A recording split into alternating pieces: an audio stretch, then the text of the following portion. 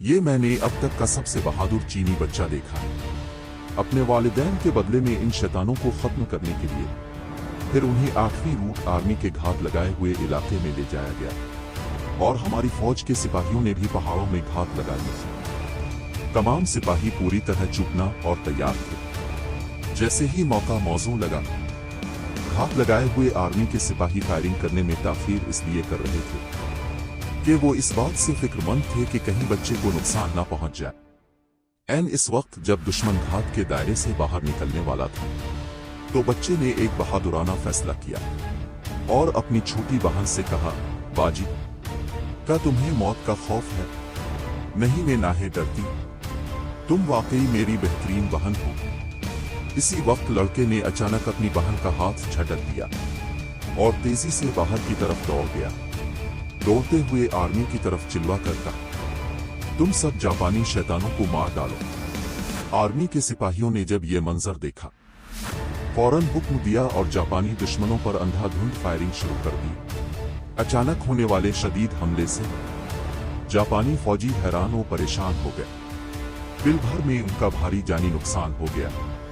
इसके बाद कमांडर ने हमले का सायरन बजा दिया।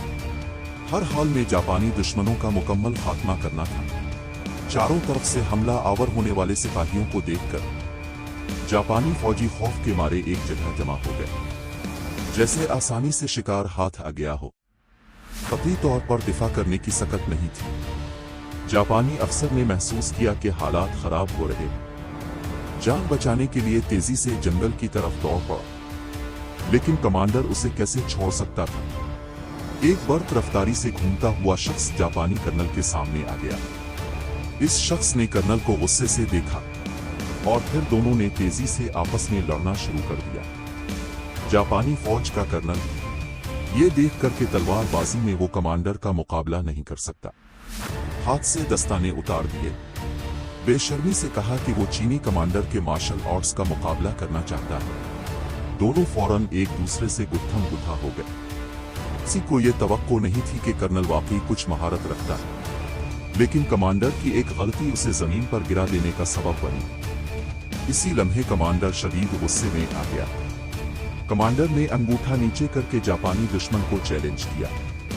उठते ही अपनी जैकेट उतार कर फेंक दी। दोनों एक बार फिर गुत्थम गुत्था हो गए। मौका देख क्रास ने कर्नल के एक ग्योनिसा मार दिया। दुश्मन को इतना मारो कि इसके मुंह से खून बहने लगे।